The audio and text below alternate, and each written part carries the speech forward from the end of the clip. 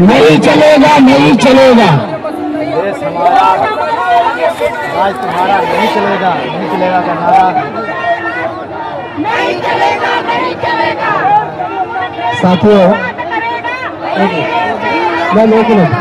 साथियों, राज करेगा। माइक अभी बचा दो।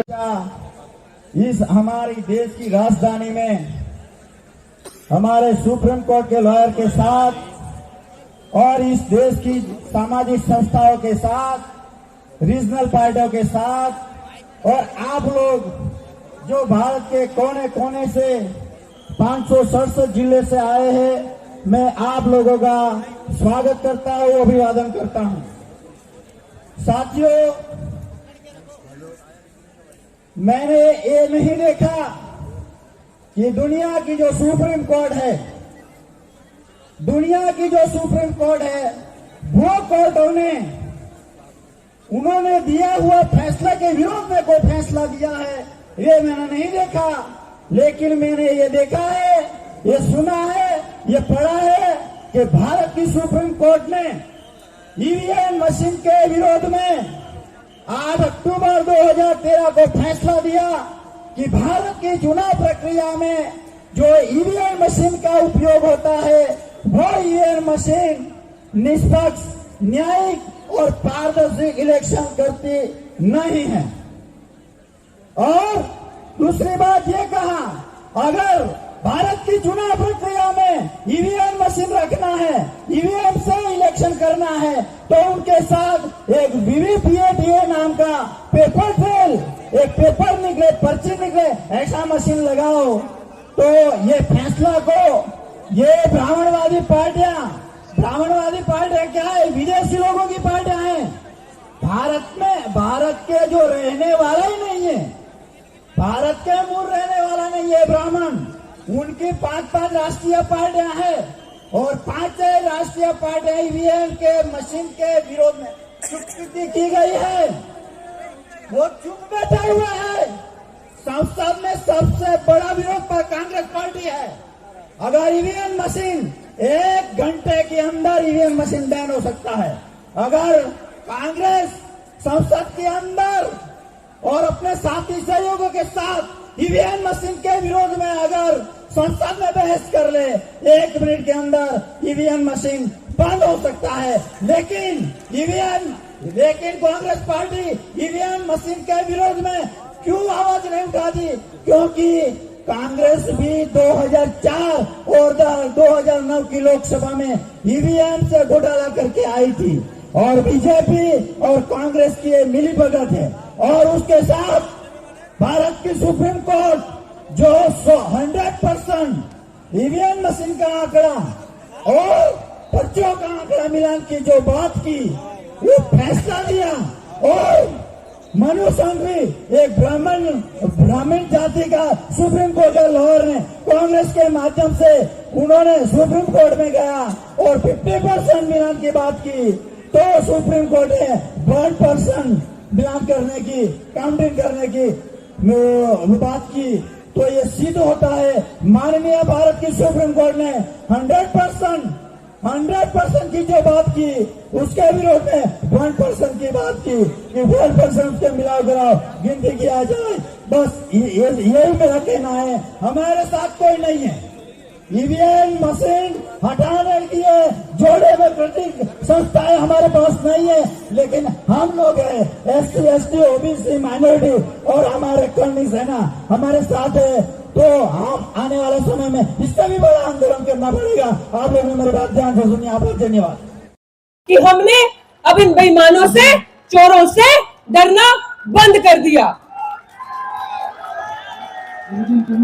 और मैं सम्मानित मंच का बहुत बहुत धन्यवाद करती हूँ कि आपने जिंदा जमीरों की मिसाल दी, क्योंकि बहुत खूबसूरत किसी शख्स ने कहा है कि मैं शरीर के मरने को मौत नहीं मानता, मैं जमीर के मरने को मौत मानता हूँ। और अगर जिनका जमीर मर गया, उनका क्या कहना।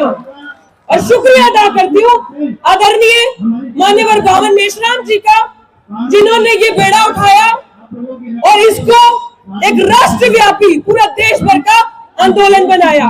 और आप सब लोग दूर दूर से यहाँ पे एक हुए इस बेईमानी के खिलाफ, जो लूट मार बेईमानी ठगी हमारे साथ हो रही है हर तरीके से, उसके खिलाफ आज जन सैलाब आया है।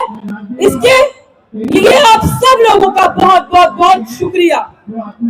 और ये लड़ाई सिर्फ ये नहीं है कि जो लोग चला रहे उन्हीं की है, ये लड़ाई हम पढ़े लिखे युवाओं ने विश्वविद्यालय से भी शुरू कर दी। इसलिए 150 दिन से ज्यादा जिस संघर्ष में मैं दिल्ली यूनिवर्सिटी में बैठी हूँ, उस वाइस चांसलर को, वो आरएसएस का जो दलाल है, उसको डर इस चीज का है कि इस मंच से ईवीएम के खिलाफ बात हो रही है, इस मंच से रोजगार की बात हो रही है, SC/ST के हक अधिकार, रिजर्वेशन बचाओ, संविधान बचाने की बात हो रही है। ये लोग तो जागरूक हो गए, ये लोग तो समझ गए कि हम इनके साथ क्या शरारत कर रहे हैं। बट साथियों, मैं ये बता दे रही हूँ आपको, और आप सब भी इस चीज को समझते हो, वो लोग भारत को क्या बचाएंगे जिन्होंने भारत बनाया ही नहीं है। तो जिन लोगों